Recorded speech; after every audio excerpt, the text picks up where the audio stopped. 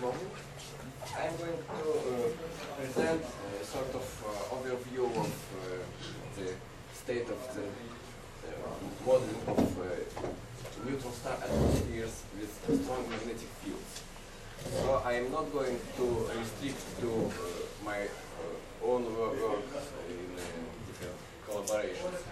But of course, necessarily this overview will be strongly biased towards my my own field of work, field of interest. So it's not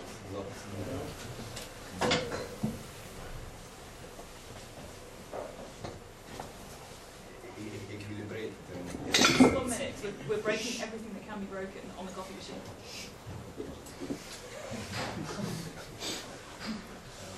Okay.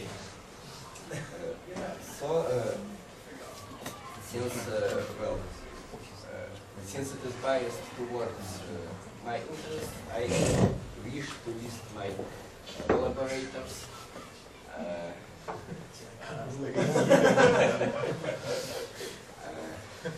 Current collaborators and previous collaborators with whom this activity started some time ago, many years ago, I would say.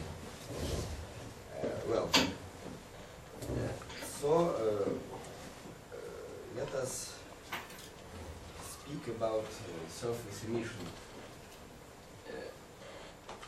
This is a schematic structure of neutron star, more or less to scale, and these parts, inner crust and outer crust and ocean and atmosphere, I will call envelopes, unlike steady page, who calls envelopes only heat and subatomic envelopes. This is not to scale. These envelopes in more detail. So today we shall concentrate on the outermost part of this envelope, namely the part where the spectrum is formed, which is eventually registered by observer.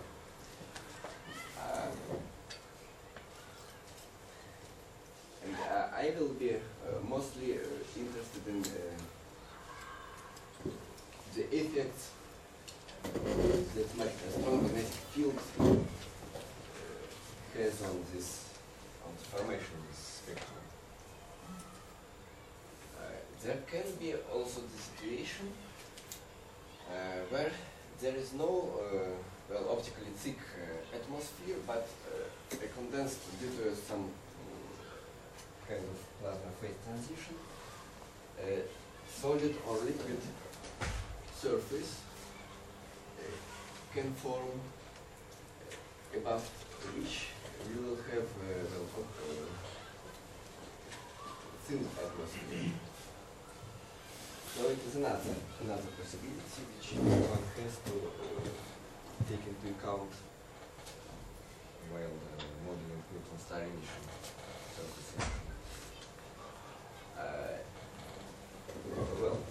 There is, because of these wonderful instruments, both on Earth and in space, in recent years,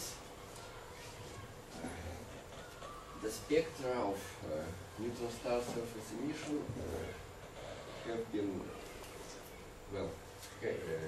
have become much better known than previously, and this is an example. And I will speak about this thermal emission formation.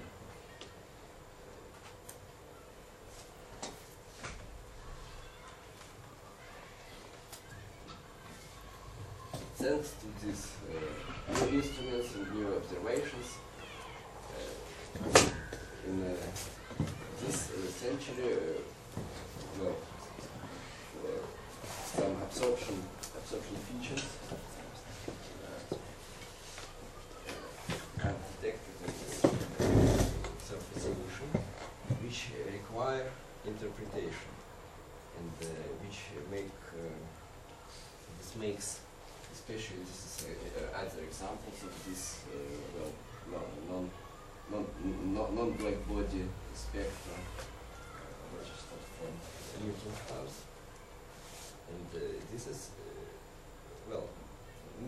most of these features are rather puzzling, and there is no convincing explanation for them, and this makes modeling in comparison with of theoretical and observational results especially interesting.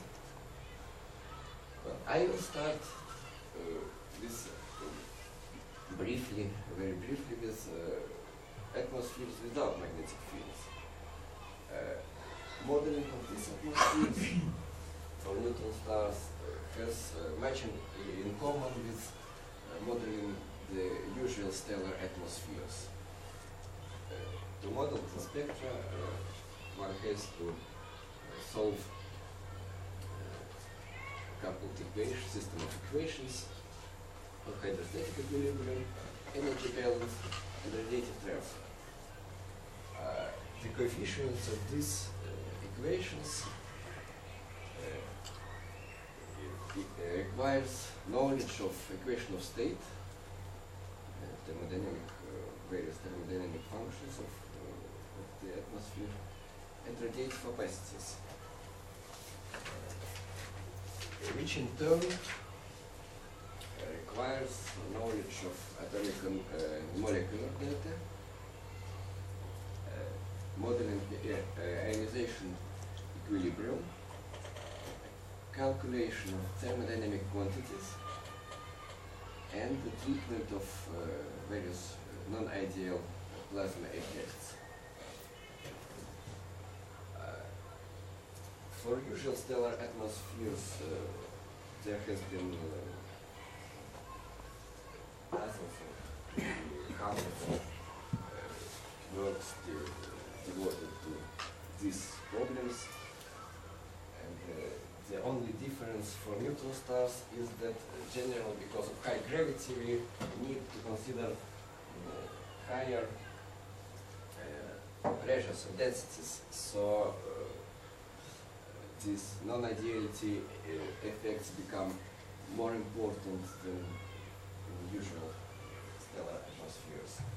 And also, of course, general relativity effects are completely non-negligible for neutron stars. So that in order to interpret the observations correctly, one has to take into account these GR effects in full, including light bending, gravitational redshift. But this is not a big problem. So there have been a number of beautiful papers devoted to modeling non-magnetic neutron star atmospheres. There is one example, two examples of these works, modeling with assuming local thermodynamic equilibrium and without assumption of LTE. So, what is new with strong magnetic fields? There has been a theoretical basis for modeling these atmospheres, magnetized atmospheres previously, and here are some examples of these works listed. In particular, in magnetized atmosphere. A question about this Yes. non-LT stuff. Is there do observations hint at some non-LT like effects in non-magnetized neutron stars? No. Simple answer is no.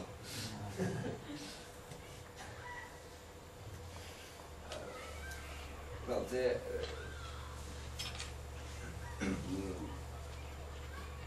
main and most important thing is that in the most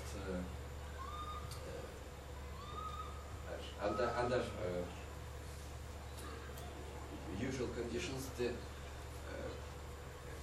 electromagnetic radiation propagates in these magnetized atmospheres in form of two so-called normal modes, ordinary and extraordinary mode.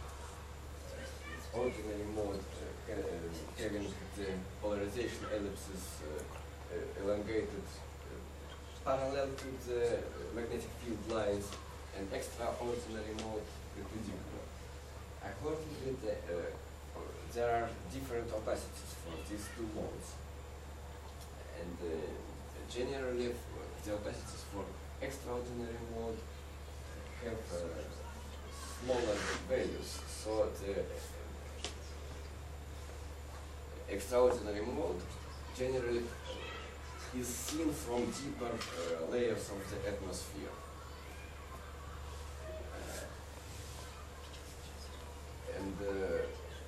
Well, there the general description of these wave propagations has been presented in the works by Shafranov, Knetin and Pavlov, and other authors. And for calculating the opacities, one has to take into account various specific resonances specific to strong magnetized atmospheres, and also the effects of the strong magnetic field on the bound species, atoms, molecules, atomic and molecular ions. So there have been also some works previously, in particular for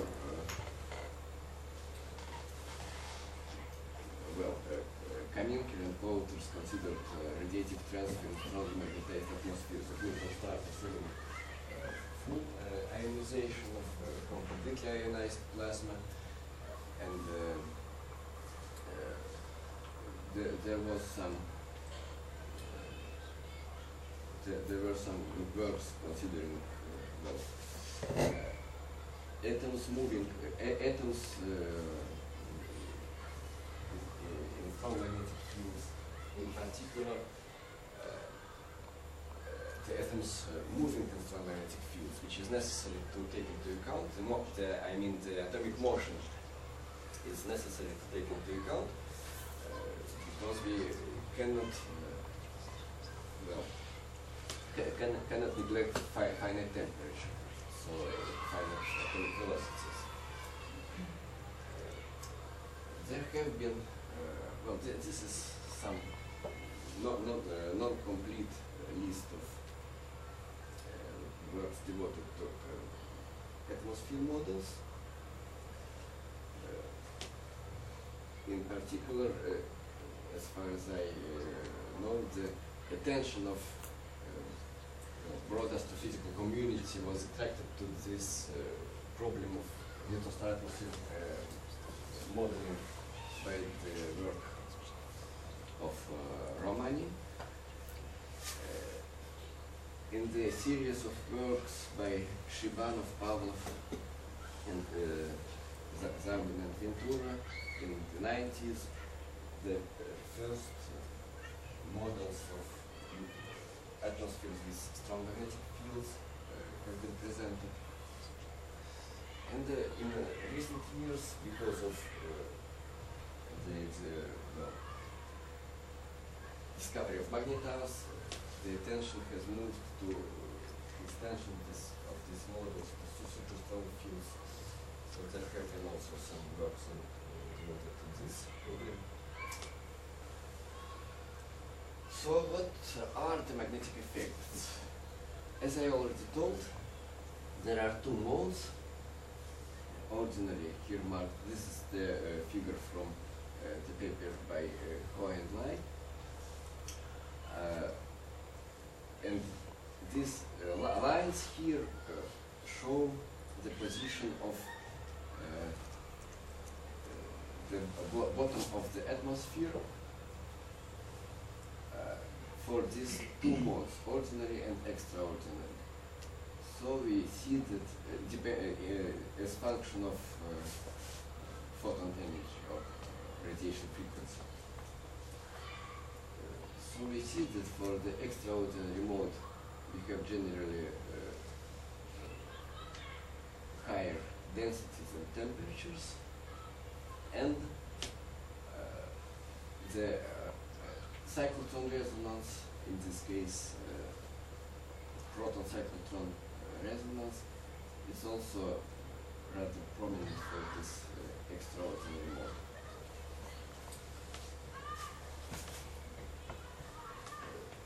So the results of modeling, these are also results by Minhua and Tunlai. These are actually early results of modeling, which show, first of all, they show the dependence of general form of the spectrum on the magnetic field strength, and these results predicted a prominent ion cyclotron absorption feature for super strong fields. However, later, also mainly the group by Dunlai has taken into account the so-called mode conversion in magnetized atmosphere. The mode conversion means that due to the polarization of vacuum in strong magnetic fields, there appears some resonance in the atmosphere, where this ordinary and extraordinary mode can switch, can convert into each other. And in this case,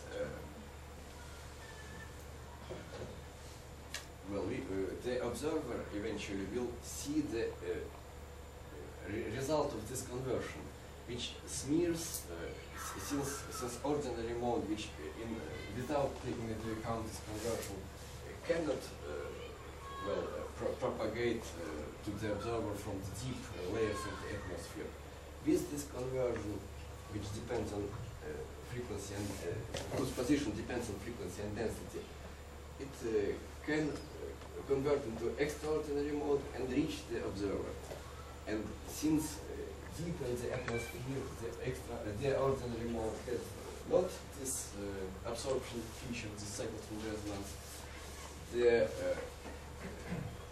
total integral spectrum will have this cyclotron feature smeared or diminished compared to the case without conversion. This effect becomes especially important for super strong magnetic fields. I heard about notational conventions.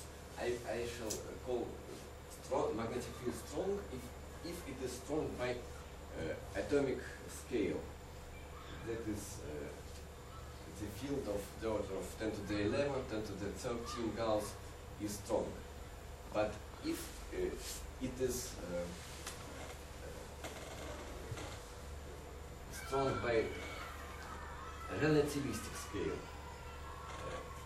I mean if the electron cyclotron energy is comparable or larger than the electron rest energy, then I shall call this field super strong. And the critical value of the field where the electron cyclotron energy becomes equal to the mc square, to the electron rest energy, is 4 times 10 to the 13 Gauss. So this field is already super strong. And we see here, this is the figure from the paper of Matt Dunlai. We see here that this conversion of modes can have significant effect on the absorption feature of this spectrum. I am turning to up to now I was mostly speaking about the fully ionized atmospheres. Now let us consider what happens when we take into account bound species, for example atoms. Strong magnetic fields have a spectacular effect on the atoms. Roughly, one can present this as well, squeezing the atom in all directions.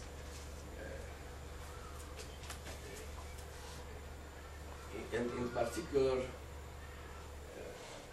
in the direction perpendicular to the magnetic field lines. So the atom becomes elongated.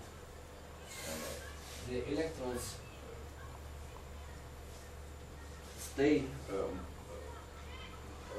most of the time closer to the nucleus, and as the result, the energy of their Coulomb, the interaction energy between electrons and nucleus increases. So, and this is the physical reason why the strong magnetic field increases the binding energies of atoms and ions.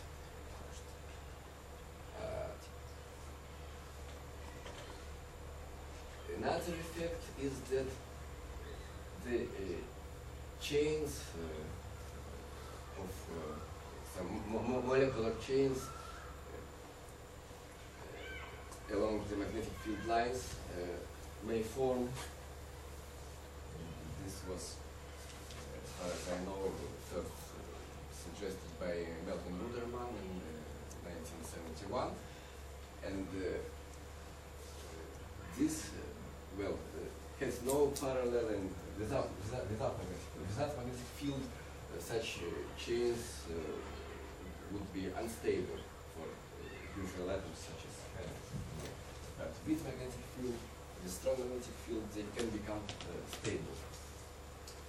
And another specific effect is related together to the strong magnetic field and the motion of the atom across the field lines.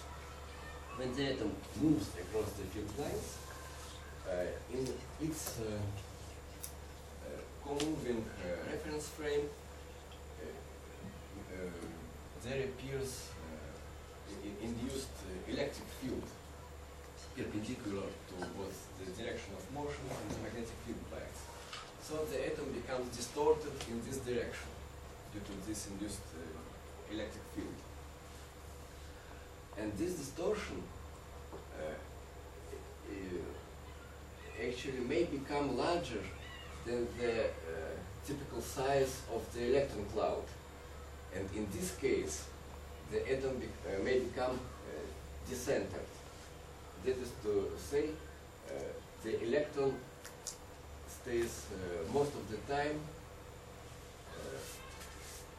apart from the nucleus at a typical distance equal to the relative guiding center between nucleus and the electron. This is just a picture, and these are results of calculations of wave functions. To the left, this is just the effect of the magnetic field on wave function of the atom, of the hydrogen atom, which does not move, which is at rest with respect to the magnetic field. So this is the ground state, and for excited state, this is the distribution of electron density, which roughly follows the classical orbit of the electron. But when the atom moves across the magnetic field lines, there can become mixing of different quantum states, which leads to strong distortion of this wave functions, and corresponding effects on quantitative characteristics of the atom, such as binding energies, oscillator strengths, and other characteristics. These are transition energies of the hydrogen atom, which does not move across the magnetic field. This dot-dashed line shows the proton cyclotron energy as function of magnetic field. This boundary, which divides the plot in two regions, is the photoionization edge. So above, for photon energies above this distance, the atom becomes ionized after absorbing such photons. And these are some energies for main bound-bound transitions. There are, well,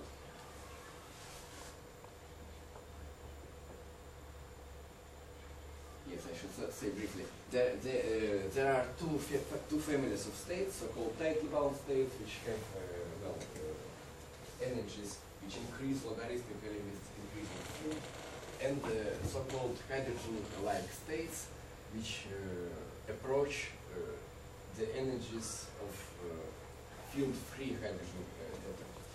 So the red lines show the transition energies from the ground state to the first three tightly bound states, and the dashed blue line shows the transition between some hydrogen-like states. This is for the atom at rest.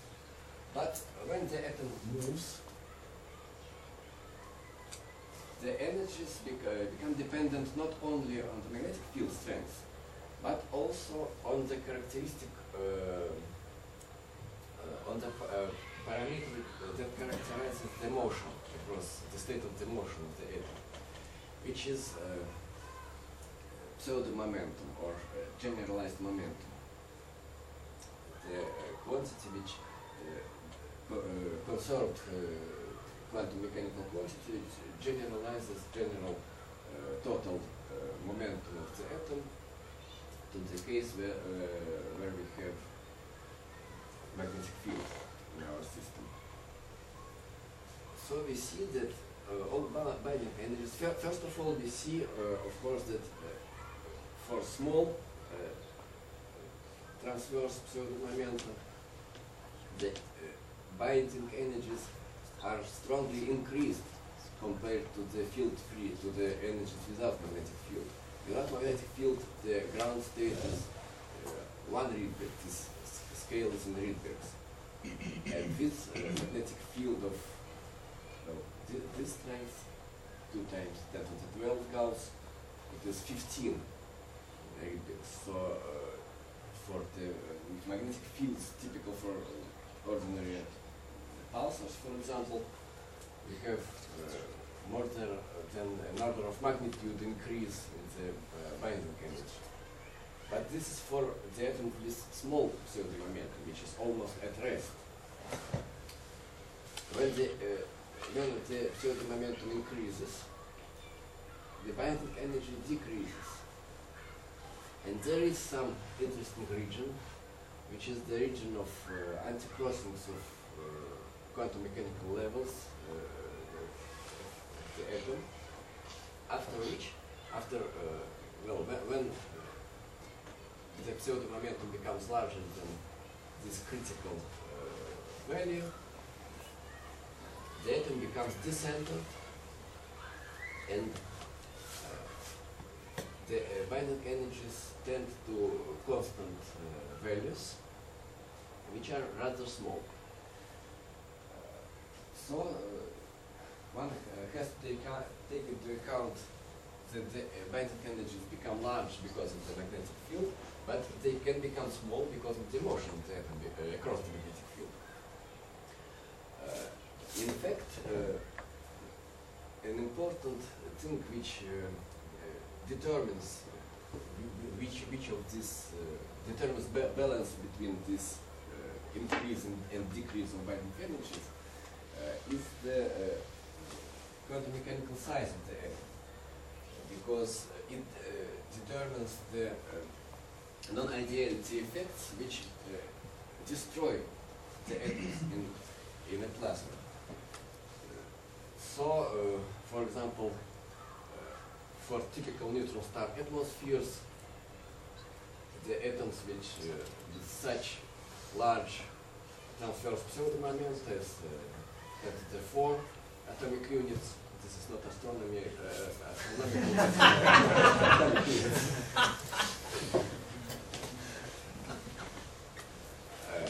They do not exist because of interaction between atoms and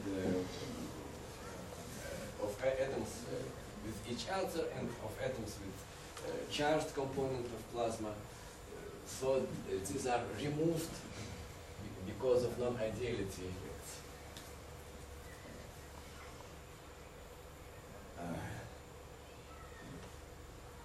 To calculate this, the net result of these effects, one has to model the equation of state and ionization equilibrium of atoms and ions and electrons in strong magnetic fields. Here's, well, I shall not speak in detail about this formula. This is just some decomposition of free energy, which is usual in frames of so-called chemical picture of plasmas. And I have written all this only in order to show you this last formula, which is the component of Helmholtz free energy due to neutral hydrogen atoms. And we see here that in place of usual well, sums, the usual partition function, which determines the free such contribution to the free energy in the case without magnetic field. With strong magnetic field, we have not only sum over discrete quantum states, but also the integral over this transverse pseudo-momenta. It is necessary to take numerically this integral because just because the energies, the binding energies depend on this pseudo-momenta. So after the result of such modeling, one of the results, namely the dependence of pressure on density, is shown in this picture to the right. Here, well, this dashed line shows non-magnetized hydrogen plasma. Dotted lines show hydrogen plasma which is assumed to be fully ionized and ideal, just ideal contribution to the, due to electrons and protons. And solid lines are the results of modeling, which go lower, generally lower than this dashed and dotted lines because of negative contribution due to bound states, which have these features at the densities where the electrons becomes degenerate and become to fill the excited Landau levels in the magnetic field due to their degeneracy. And also for super strong magnetic field, we see this discontinuity, which marks the phase transition, plasma phase transition, which is corresponds to the formation of condensed surface, which I told before. The ionization equilibrium depends on the magnetic field strength. Here I show four pictures with contours of 0.1% of neutral atoms in plasma to the left of this dotted contour, 1% of atoms, 10% of atoms to the left of this dashed and solid contours respectively, as functions of temperature and density. With increasing the magnetic field, these contours expand, so we have more and more neutral species in the plasma, so they are more and more important in the atmosphere. And also there appear some molecules and eventually molecular chains that here at relatively small temperatures, which actually present some problem because we have accurate calculations for hydrogen atoms, but not for these molecules and chains. Not only binding energies, but oscillator strengths also depend. And motion of molecules and chains is not important. It's motional effects. The problem is that it can be important, and it likely is important, but there is no calculations of these effects in the literature for molecules and chains. And therefore, we have rather confidently modeled the plasma outside these hatched regions, but we are not sure in our results, not confident in our results in these hatched regions. Oscillator strengths also depend on state of the motion of the atom across the field. In particular, when the atom does not move, there is cylindrical symmetry which leads to some dipole selection rules which are violated when the atom moves. For example, this line shows that the oscillator strength which has been equal to zero without motion becomes perceptible when the atom moves in this actually near to the anti-crossing, to the critical pseudo-momentum value. And not only oscillator strength for bound-bound transitions as here, but for cross-sections, photoionization cross-sections, that is to say bound-free transitions, also depend on the value of pseudo-momentum, that is on the state of the motion of atom across the field line. This is a relatively small value. Actually, the critical value is roughly, in atomic units, is roughly a square root of mass ratio proton to electron. So it is about several tens or more accurately about 100. So this is for centered atoms. When we increase pseudo-momentum, the cross-sections, these are cross-sections for three different basic polarizations with respect to the magnetic field lines. Two circular polarizations and polarization parallel to the field lines. And these peaks are actually resonances due to metastable or auto-ionizing states below the true photoionization below some partial photoionization thresholds.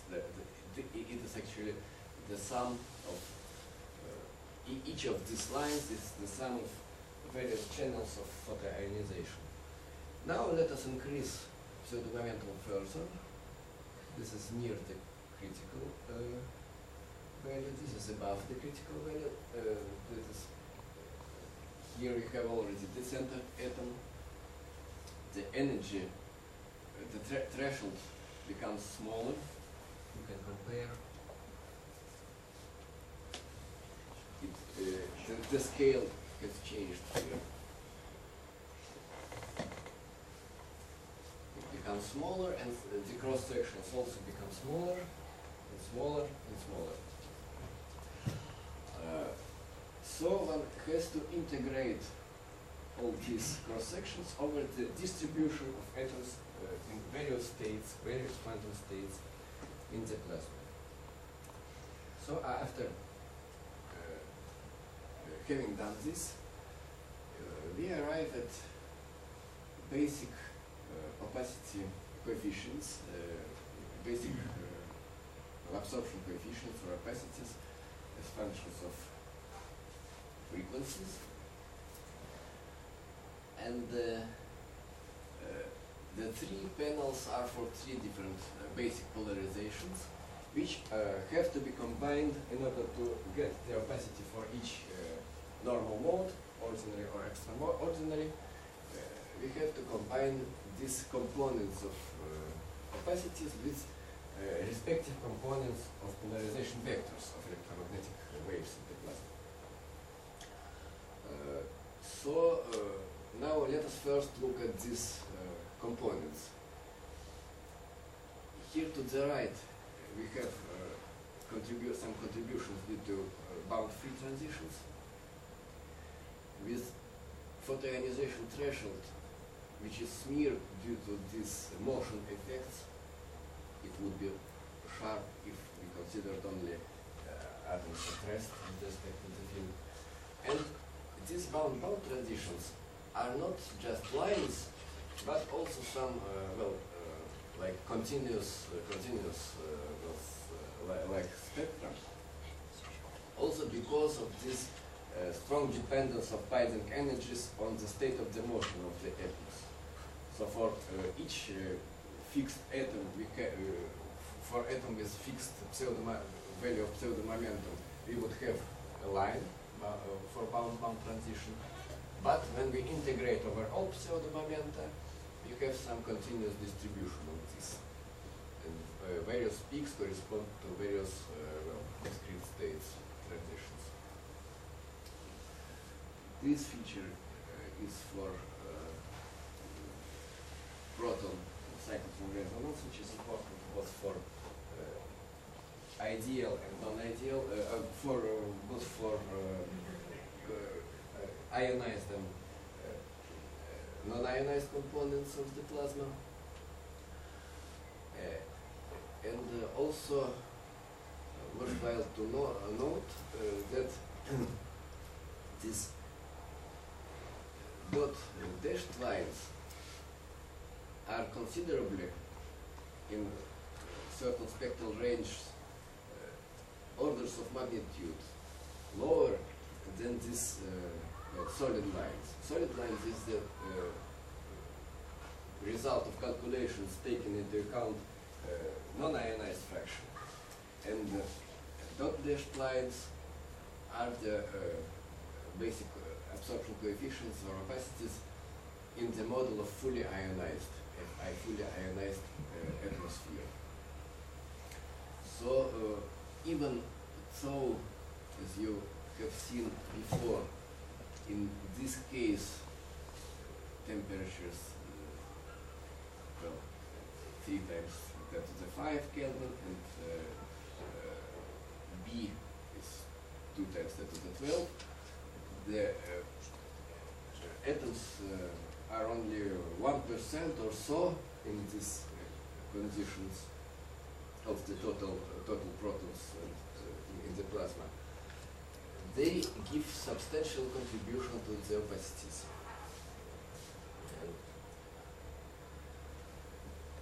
in order to combine these basic opacities with polarization vectors, components of polarization vectors, and thus obtain the opacities for normal modes, one has to, of course, to calculate, to know somehow these polarization vectors.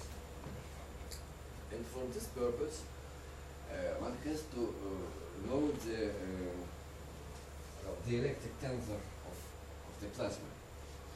And the electric tensor of the partially ionized plasma is not identically the same as the electric tensor of fully ionized plasma. To calculate it, one can, and one actually has used Kramers-Kronig relations between imaginary part of the electric coefficient and real part. So, having calculated these absorption coefficients, we can, by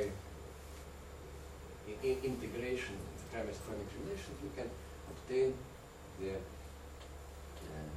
components of the electric tensor in the plasma.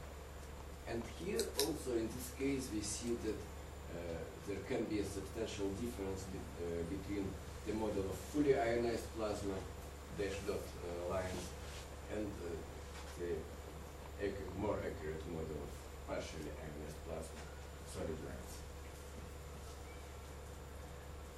So after calculating this opacity three opacity coefficients and three components of polarization vectors, for each mode one can calculate quite easily the opacities for each of these modes. So here are the opacities which depend on the angle between the propagation direction and the direction of the magnetic field lines. These are two cases shown, 10 degrees and 60 degrees between the propagation and magnetic field. And two modes. The upper line is for ordinary mode and the lower line is for extraordinary mode.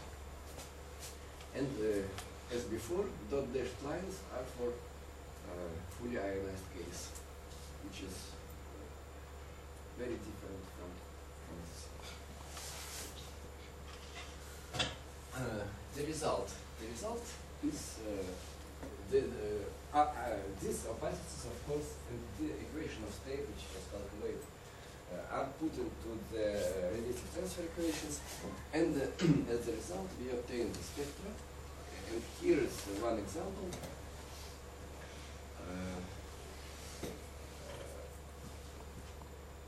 For this magnetic field and effective temperature, 1 million Kelvin and 13 Gauss. Dotted line shows black body spectrum. Dashed line shows the spectrum which was obtained in the early models, in the models of fully ionized atmospheres. And the solid line is the spectrum obtained in the model of partially ionized atmosphere, which has some additional features due to bound and bound-free transitions. This is the result of the modeling also. The temperature profiles for different effective temperatures. Temperature profiles as function of density in the atmosphere, and atomic fraction for the same different effective temperatures as functions of density in the atmosphere.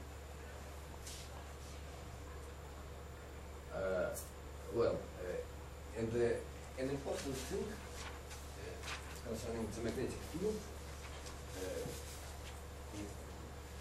is that the magnetic field is not generally is unlikely to be uniform and constant in strength. So, in order to get the spectrum which one observes, one has to integrate over the surface with some distribution of the field line inclination with respect to the surface and distribution of field strength.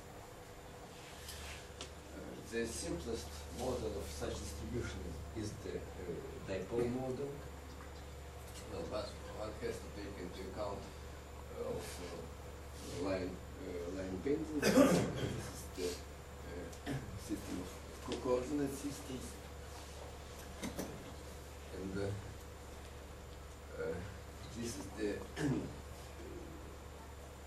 relation between the angle between the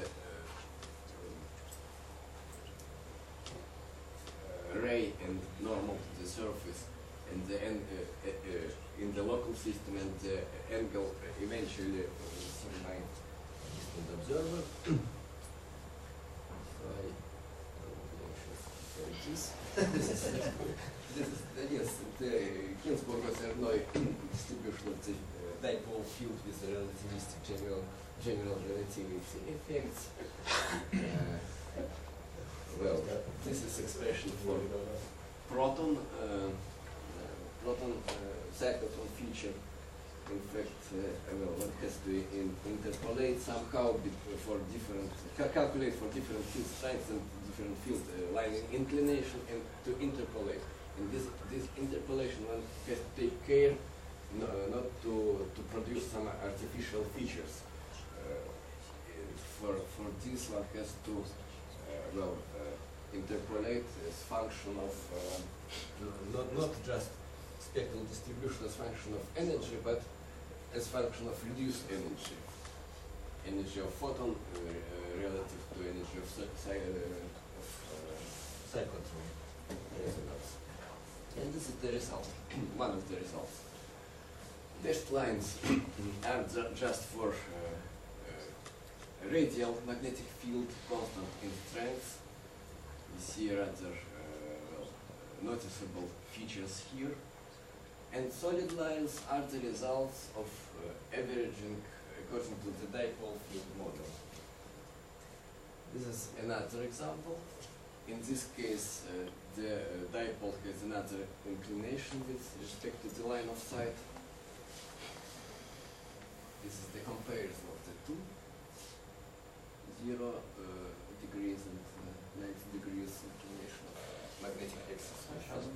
This average, you also take into account the variation of the temperature on the surface? Yes, it's a good remark. Of course, one has to take into account not only field distribution, but also temperature distribution over the surface, which is obtained as the result of solution of thermal conduction equations. Assuming that the internal temperature is the same, yeah? In these examples, yes. And well, this is actually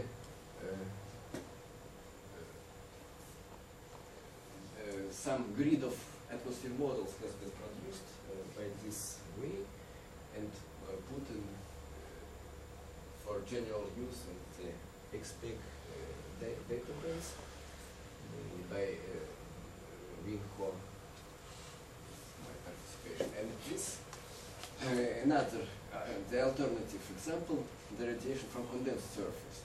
The emission of emission properties of the condensed surface should be also calculated, taking into account the plasma properties in the strong magnetic field.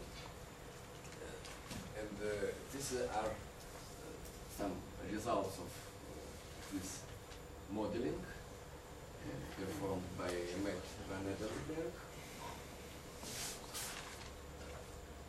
And this is the spectrum of the condensed surface for different field strengths.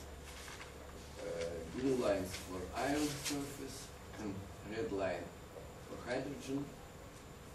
And for comparison, the black body spectrum is also shown. And here are some examples of recent modeling by Valery Suleimanov, who also we can consider actually some thin atmosphere which is above this condensed surface. Or even, as in the example to the right, some layered atmosphere with hydrogen layer above the helium layer, above the solid surface. And in this case, the spectral are also different from the black body and from the thick atmosphere models. Very briefly, one example of application. An application to the neutron's famous Walter star. It's J1856. Some early attempts of modeling its spectra showed that the spectrum in X-ray range and the optical range cannot be matched with one single temperature. But if we consider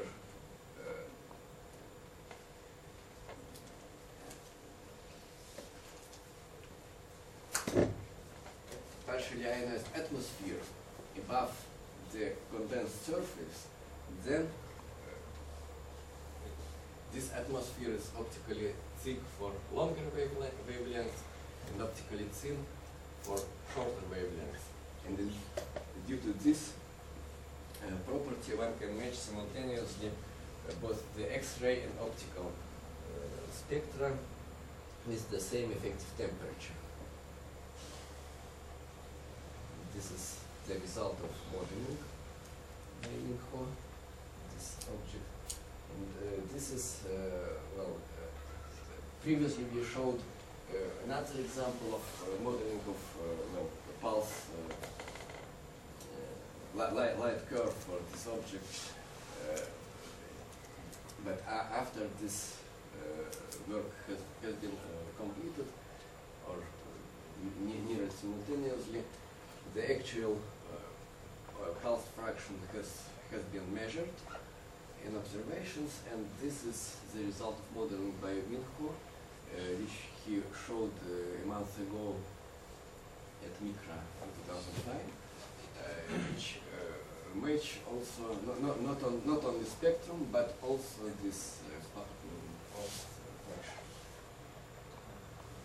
A few words about other elements, not hydrogen. So how sensitive was that matching to the assumed radius of the reconstruction? Well, it is, as far as I remember, there is the uncertainty in radius is about 1 or 2 kilometers.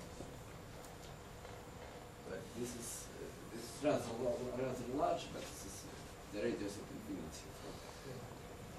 And the uncertainty in the effective surface temperature, which will be. Well, formally,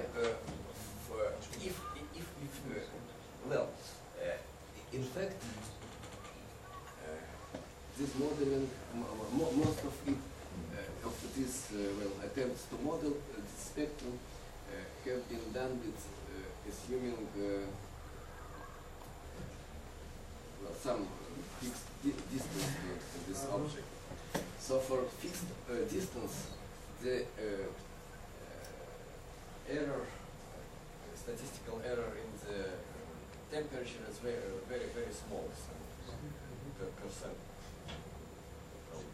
But the distance itself is known not very well. So there is an unknown degree of uncertainty in this. And you assume dipole or magnetic Yes. In fact, in this case, not exactly dipolar as in the X-spec example which I showed before, but in this case just four bands is roughly dipolar distribution, but constant in each of these strips. Why did he take this model? Why not that one? Because this work was done before before this one. So the first approach was just these 4 strips, and the more refined approach was just the accurate dipole. Then reversal. Yes.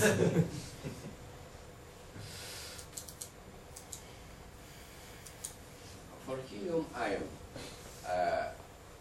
also it's hydrogen one electron system, but it has a complication that in magnetic field the ionic motion is also discretely quantized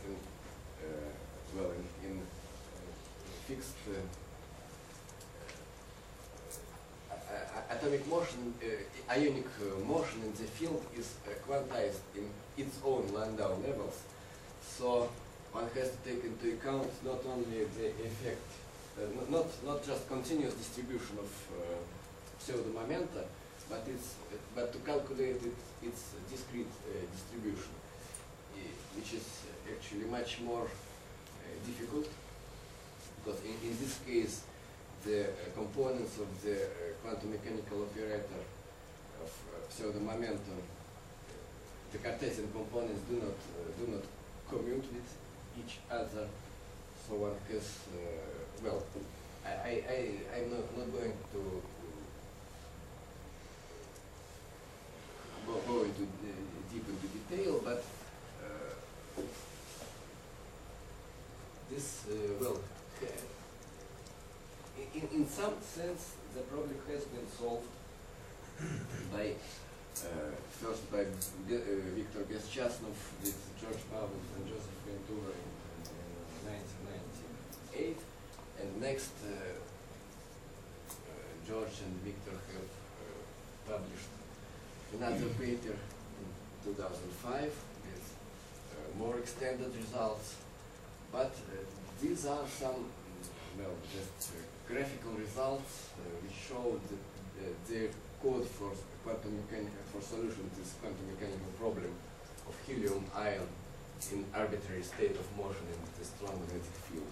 It does work, but it has not yet resulted in some atmosphere model.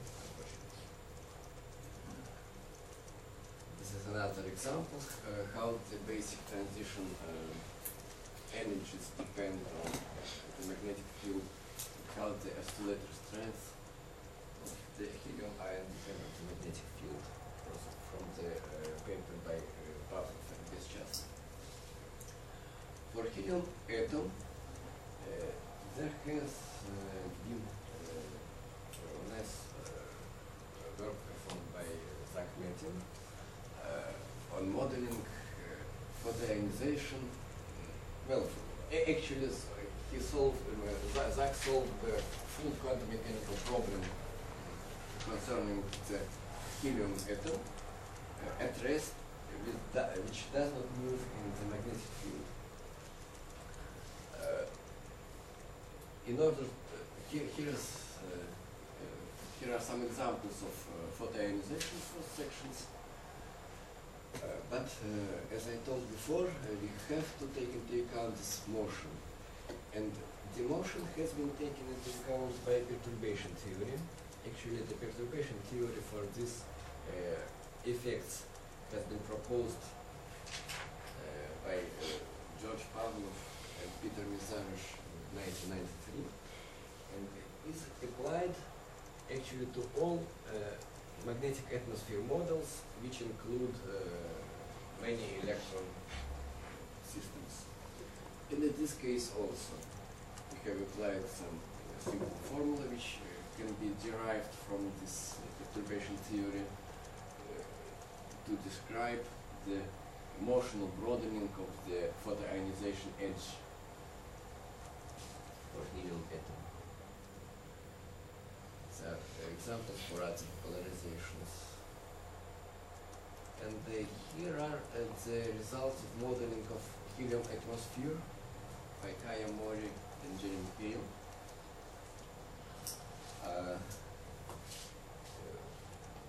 who also basically used the calculation method developed by Mori and Haley for calculating quantum mechanical characteristics of atoms which does not move, and applying the perturbation theory of Pavlov and Mazarov. So there are some examples of atmosphere modeling. These are some very, well, in my opinion, impressive results by Kaya Mori and Ling Ho for oxygen, for carbon. One has to note, however, that these sharp well, features due to various bound transitions will be smeared away if one will take into account the field distribution over the surface. And here's the example of comparison given by Mori and Ho for two field strengths and two field inclinations, roughly representing the dipole distribution at pole and the equator. And finally, there are some specific problems brought about by superstrong field, and some of them I have already mentioned. First of all, the superstrong field affects the equation of state. It affects it through well, some effects are well understood and well described, but some effects, such as effect of formation of molecules, exotic molecules, and molecular chains, and the incorporation of the motion effect of these exotic objects is not solved. These are some problems which well, is to be solved in the future. The superstrong field also affects thermal structure, so the temperature distribution also changes. In particular, the field strongly enhances the thermal luminosity along the field lines due to quantum effects.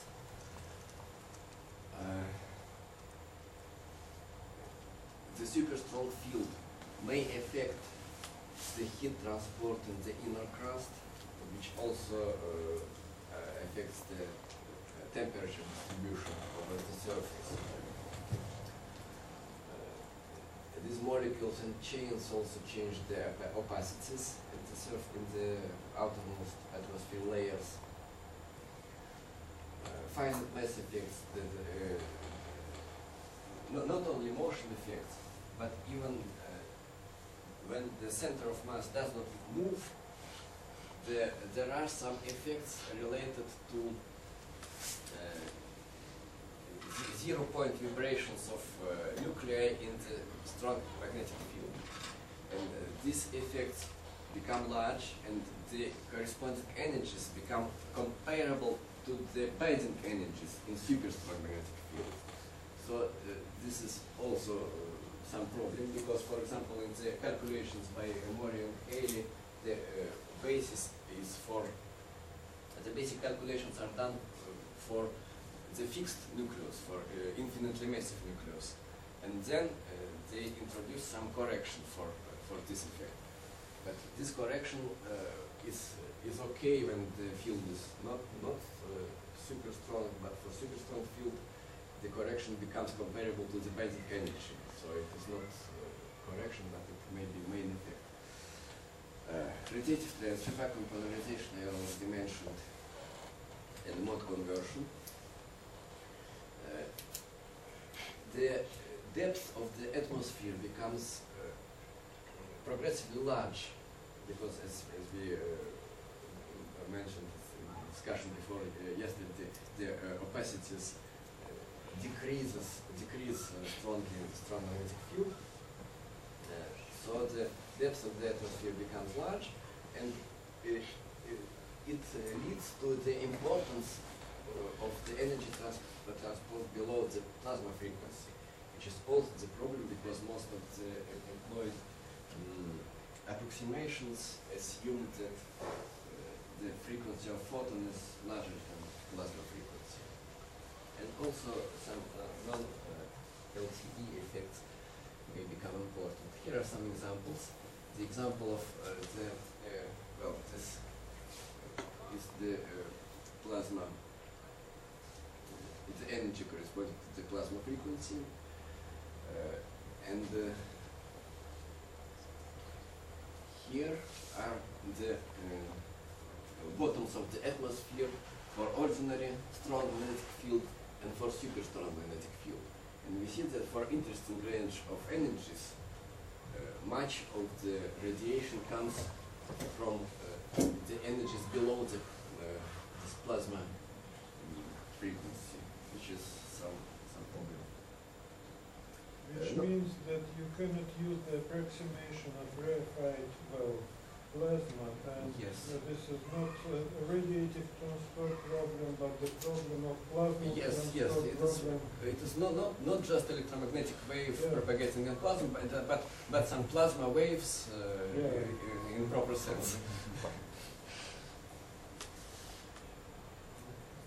And the non-LTE effects, the ions, the distribution of ions becomes different from Boltzmann distribution in these superstrong magnetic fields, but these effects have almost no or little effect on the emissivity because for the formation of this even though the deviation from Boltzmann distribution is large, the deviation from the Kirchhoff law is small because the main contribution to these opacities comes from the transitions without changing the Landau number of iron. So it is not affected by the iron distributions over the Landau levels. So that's another example. So the effect of this non-LTE iron distribution over the Landau levels is just 5% only. So I would like to finish at this point. Thank you for your attention.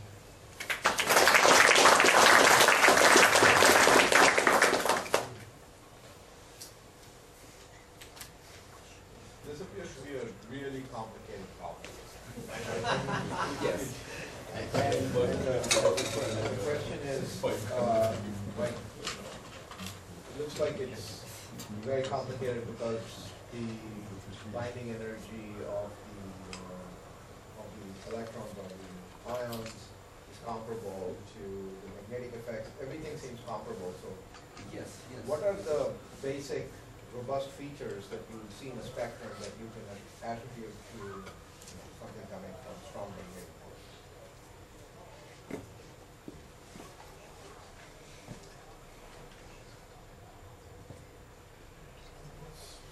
You know, if there is a feature, are there special features that you can identify as, this is an indication that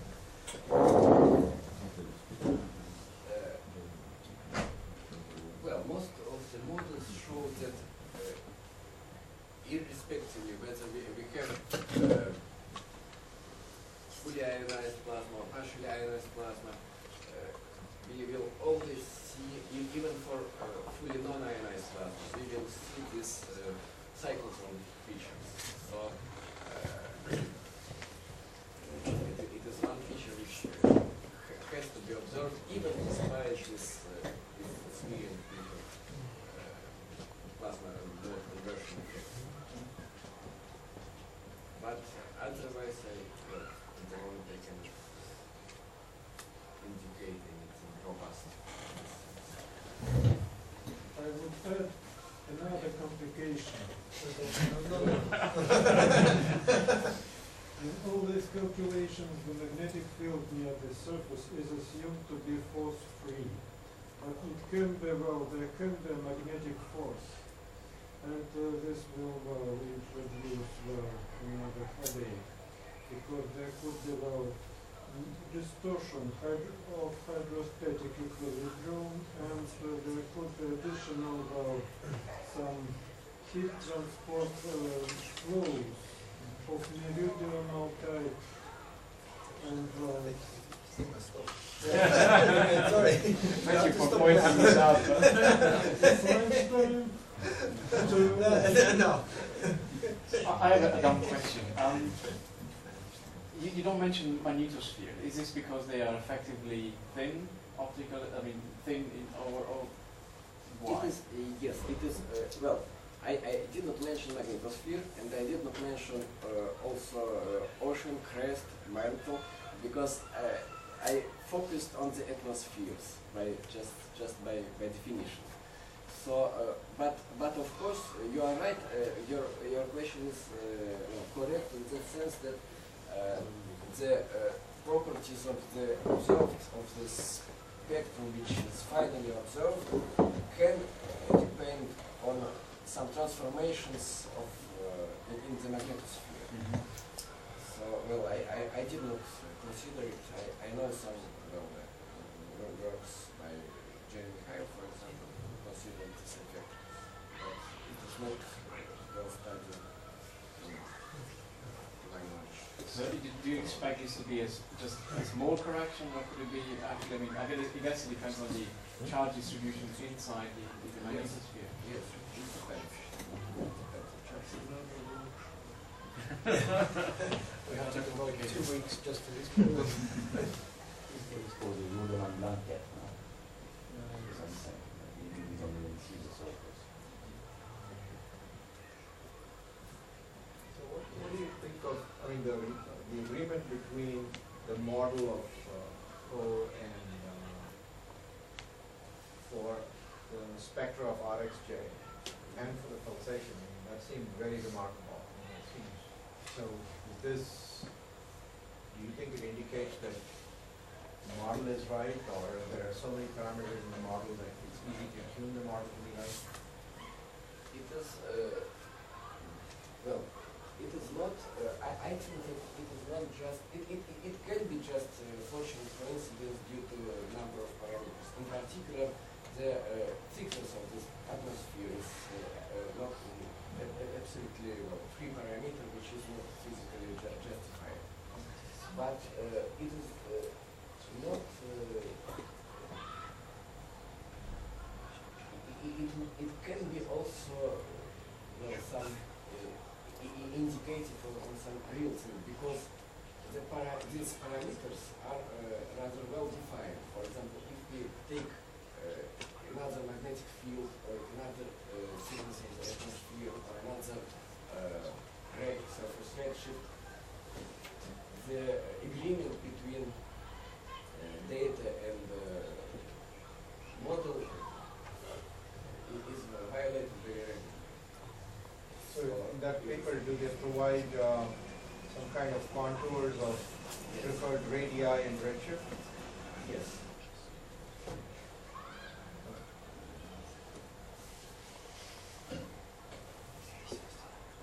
But, well, as I told before, these contours are for fixed distance.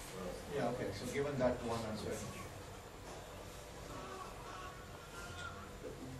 But the same model, then with a very thin layer of hydrogen on top of something which would be the carbon, oxygen, or iron, which is solid. And what about the fusion of the proton capture of the hydrogen in these nuclei? It was studied by Chen and Hickson, so that we can get rid of the hydrogen. Yes. Actually, this process of proton capture is strongly temperature dependent. So, in the early stage of the neutron star life, it is well, the depletion of hydrogen is very rare. But later on, it virtually stops. It becomes longer than dimensions. So for the temperature, which 10 to the 5.5, or so, it is not important.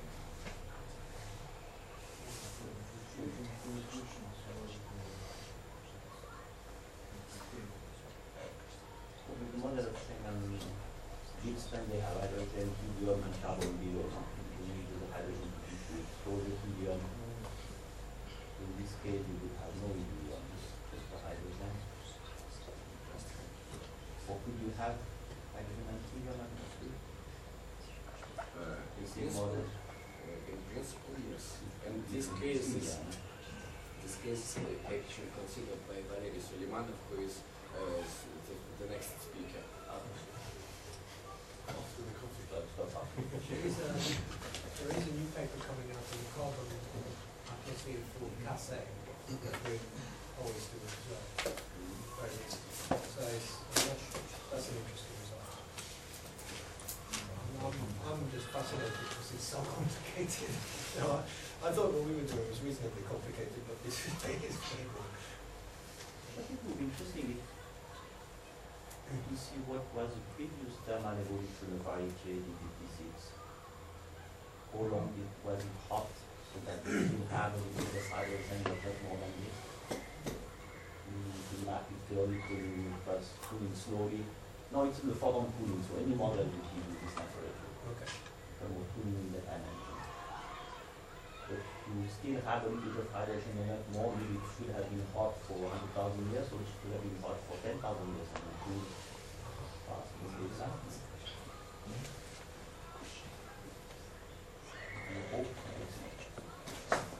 I would like 10 minutes coffee break.